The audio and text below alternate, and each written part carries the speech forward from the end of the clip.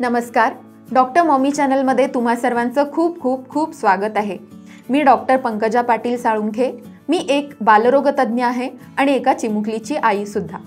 आपल्या या चॅनलमध्ये आपण आई आणि बालक यांना येणाऱ्या विविध समस्या आणि त्यांच्यावरील उपाययोजना याविषयी बोलत असतो.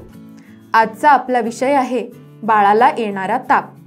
आता ताप येणे म्हणजे नक्की कधी म्हणायचं, त्याच्यावरती काय काय उपाययोजना करता येतील, ह्या सर्व बाबी आपण या विषयामध्ये बोलणार आहोत. चला तर मग सुरू करूया.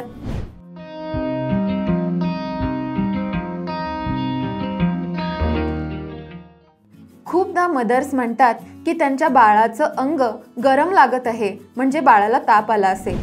परंतु बाळाचं अंग थोडंसं हाताला गरम लागणं म्हणजे ताप नसतो. ही अतिशय क्रूड मेथड आहे. सगळ्यात बेस्ट मेथड म्हणजे डिजिटल थर्मोमीटर. तुमच्या घरी एक डिजिटल थर्मोमीटर असला पाहिजे. आता या डिजिटल थर्मोमीटरमध्ये तुमच्या शरीराचं तापमान 97 ते 99 डिग्री फॅरनहाईट हे नॉर्मल असतं. म्हणजे ॲव्हरेज 98.6 डिग्री फॅरनहाईट हे नॉर्मल टेम्परेचर असतं. 5 वर्षाखालील मुलांमध्ये डिजिटल थर्मोमीटरनी काखेमध्ये आपण टेम्परेचर मोजू शकतो. 5 वर्षावरील मुलं थोडीशी समजूतदार असतात. ती अगदी तोंडामध्येही ठेवून हे तापमान मोजायला देऊ शकतात. तेव्हा त्यांच्यामध्ये आपण ओरल टेम्परेचर घेऊ शकतो. काखेमधलं म्हणजेच ॲक्झिलरी टेम्परेचर हे 99 डिग्री फॅरनहाईटपेक्षा जास्त असेल तर त्याला ताप किंवा फीवर असं म्हणतात. आणि जेव्हा ओरल टेम्परेचर 100 डिग्री फॅरनहाईटच्या वर असतं तेव्हा त्याला फीवर असं म्हणतात. आता आपल्याला समजलं की नक्की फीवर आला म्हणजे काय, तर समजलं ना. आता फीवर आल्यानंतर ॲज अ मदर किंवा ॲज अ पेरेंट सगळेच पॅनिक होतो. आजही एक डॉक्टर असून सुद्धा मला माझ्या मुलीला ताप आला की भीतीही वाटतेच. घरी आपल्या मुलांना ताप आल्यानंतर आपण काय उपाययोजना करू शकतो हे आता आपण पाहूया.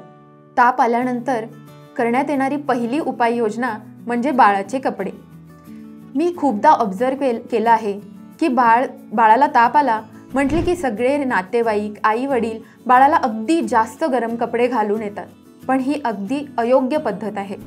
बाळाच्या शरीराचं टेम्परेचर ऑलरेडी वाढलं आहे. त्यात आपण त्याला गरम कपडे घातले तर त्याच्या शरीरातील उष्णता बाहेर जायला जागाच उरणार नाही. त्यामुळे ताप आल्यानंतर बाळाला हलके, हवेशीर, मऊसूत कपडे घालावेत. दुसरी उपाययोजना म्हणजे व्हेंटिलेशन. बाळाला ताप आला म्हणजे आपण फॅन, AC, खिडक्या सगळं काही बंद करतो. परंतु ते चुकीचं आहे. अशा वेळी अगदी जोरात नाही पण कमी प्रमाणात आपण फॅन सुरू करायला हवा. AC लावत असेल तर त्याचं टेम्परेचर 25 ते 28 डिग्री सेल्सिअसमध्ये असायला हवं. परंतु यामध्ये आपल्याला काळजी घ्यायला हवी की बाळावरती अचानकपणे अगदी डायरेक्टली वाऱ्याचा झोत यायला नको. तिसरा उपाय म्हणजे स्पॉन्जिंग. बाळाचं आपल्याला स्पॉन्जिंग करायचं आहे. हे स्पॉन्जिंग करताना अतिशय थंड किंवा अतिशय गरम पाणी वापरायचं नाही. अगदी कोमट पाण्याने स्पॉन्जिंग करायचं आहे.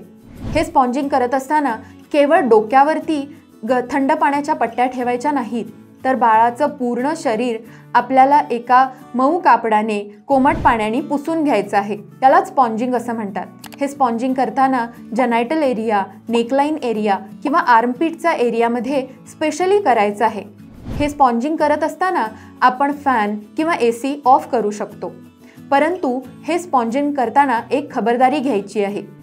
शिवरिंग म्हणजेच बाळ कुडकुडत असेल तर मात्र आपण अजिबात स्पॉन्जिंग करायचं नाही. तेव्हा मात्र बाळांना ब्लँकेट्सची गरज लागू शकते. चौथा आणि महत्त्वाचा पॉईंट म्हणजे कित्येक आया विचारतात की ताप आल्यानंतर बाळ काहीच खात नाही, मग अशा वेळी काय करायचं. तर अशा वेळी बेबीच्या शरीराचं हायड्रेशन मेंटेन करायचं. बाळाला मसल एक म्हणजेच हाडं किंवा मसल्स दुखत असतात, त्याला डिस्कम्फर्ट वाटत असतो. अशा वेळी आपणही ताप आल्यानंतर काही खात नाही, तसंच बाळही काही खात नाही.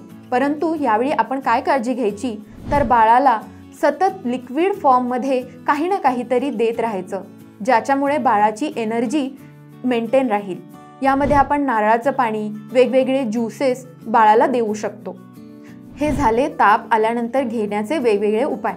परंतु डॉक्टरांकडे लगेच जाण्यासाठी काही वॉर्निंग साईन्स आहेत. ते वॉर्निंग साईन्स कोणते, तर पहिलं आणि महत्त्वाचं म्हणजे तुमचं बाळ जर 3 महिन्यापेक्षा लहान असेल तर मात्र तुम्हाला बाळाला लगेच दवाखान्यात घेऊन जायचं आहे. कारण 3 महिन्यापेक्षा कमी असणाऱ्या बाळांमध्ये इम्युनिटी म्हणजे प्रतिकारशक्ती अतिशय कमी असते. यांच्यामध्ये एक तापाचा एपिसोडसुद्धा अतिशय भयावह ठरू शकतो. त्यामुळे अशा बाळाला आपण लगेचच दवाखान्यात घेऊन जायचं आहे. दुसरं म्हणजे बाळ लिथार्जिक असेल, म्हणजे बाळ काही खात नाही, पीत नाही, अतिशय सुस्त पडलेलं आहे. तिसरं म्हणजे बाळाला झटका आला असेल. चौथं, बाळाचं युरिन आउटपुट म्हणजेच लघवीचं प्रमाण कमी झालं आहे.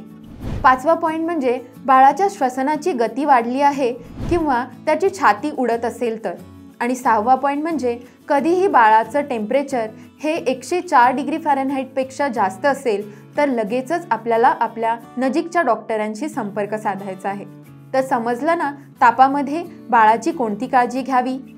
तर नक्की आपल्या बाळाची काळजी घ्या आणि संयम ठेवा. अशाच हेल्पफुल व्हिडिओजसाठी डॉक्टर मॉमी चॅनलला नक्की सबस्क्राईब करा. धन्यवाद.